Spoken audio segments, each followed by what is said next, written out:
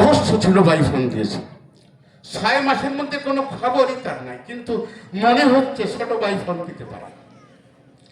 যখনই ফোনটা রিসিভ করেছে, হ্যালো বলেছে, তখন বলছি, দাদা নমস্কার, আমি তোমার ছোট ভাই দীপঙ্কর বলছি, সিঙ্গাপুর থেকে। হোয়াট ইজ দিস, বলুন। এটা হচ্ছে দর্শন, এটা হচ্ছে ফিলোসফি। আমার পরমারাধ্য গুরুদেব নারায়ণ সরকার অসুস্থ হয়েছিলেন, মেনিনজাইটিস হয়েছিল। 4টি পা 4টা খাটের পায়ের সাথে বাঁধা ছিল, কিছুতেই রোগ চিহ্নিত করতে পারছে না, ডায়াগনোসিস করতে পারছেন না ডাক্তাররা। একজন বড় ডাক্তার বললেন, আমার মনে হয় মেনিনজাইটিস, আপনারা মেনিনজাইটিসের ইঞ্জেকশন দেন, ভালো হয়ে যাবে। তখন অন্য ডাক্তাররা বলছেন, কনফারেন্স করে সবাই বলছেন, আপনি কি করে বুঝলেন, কোন যুক্তি দিয়ে বলছেন মেনিনজাইটিস? তখন এই বড় ডাক্তার বলছেন, অন্য ডাক্তারদের বরাবরই আমার 50 বছরের অভিজ্ঞতায় আমি বলতে পারি দেওয়ালের ওপাশে কি আছে, আমার অভিজ্ঞতায় বলতে পারি না দেখি। এটা হচ্ছে দর্শন। এই বাবু তখন খুব অসুস্থ, একেবারে ব্রেনটা সম্পূর্ণ আউট, কিছু বলতে পারছে না, ভাবতে পারছেন না, উনি বাঁচবেন না, এমন একটি অবস্থা তৈরি হলো। তারপর যখন বোঝা গেল যে মেনিনজাইটিস, ইনজেকশন দেওয়া হলো, কিন্তু এত বেশি রোগটা এমন জায়গায় পৌঁছে গেছে, কিছুতে কাজ করছে না। তারপর একদিন হঠাৎ করে একটা ঘটনা ঘটে গেল। রাত্রি দ্বীপ্রহরে একজন গেরুয়া বসনধারী মানুষ ওই দুয়ারে গিয়ে বলছে, আমার নারায়ণ কোথায়? যে পাহারাদার ছিল সে বলছে, সে কথা পরে, আগে বলুন আপনি 6টা গেট অতিক্রম করলেন কিভাবে? সে কথা পরে বলবো, আগে বলো আমার নারায়ণ কোথায়? বলছে, ওই যে শুয়ে আছে।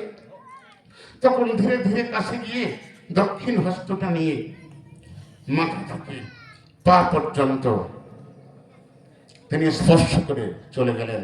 পরের দিন সকালবেলায় বাবু কথা বলছে, সহজভাবে কথা বলছে। ডাক্তাররা এসে অবাক হয়ে গেছে, তখন প্রশ্ন করছে, আপনি কিভাবে সুস্থ হলেন? সুস্থ হওয়ার কথা না। চোখের জল ছেড়ে দিয়ে বাবু তখন জানাই, কই আমার দরদি এসেছিল। কে? যে আমাকে জগতে সবচেয়ে ভালোবাসে, মনে হয় সে এসেছিল। আমি তাকে এক পলক দেখেছিলাম, তারপর কোথায় হারিয়ে গেছে। ডাক্তার বললেন, কে সে? জানা দরকার। বাবু বললেন, সে আর কেউ নয়, সে আমার দাদু ভাই বিজয় সরকার, যার একটু পরশে এত বড় ব্যাধি বিনষ্ট হয়ে গেল। এজন্যই আগে ভক্তি অবলম্বন করো, তারপরে বুঝবে যে ওটা মাটি না, ওটা মাটি, ওটা মাটি নয়, ওটা মাটি। এই জন্য বলছিলাম যে মাতৃবোধ হলে তুমি বুঝতে পারবে ওটা মাটির প্রতিমা নয়, ওটা মাটির প্রতিমা। সমাজে যারা মায়ের সেবা করে না, তারা কখনো মাকে অনুভব করতে পারবে না। আপনারা প্রতি বছর এখানে পূজা দিচ্ছেন, কবি গানও হয়, বহুজনে গেয়ে যায়, একটু হাসা একটু কান্না, এই কিন্তু কবি গান শেষ হয়ে যায়। আমরা কি নিয়ে যাই দেখেছেন?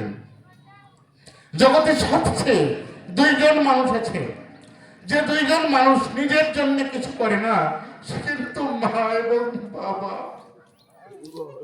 আর এই বাবা মাকে যারা অগ্রাহ্য করে, অস্বীকার করে, সেবা না করে, কখনো পরম পিতা বিশ্ব মাতার সন্ধান তারা পাবে না।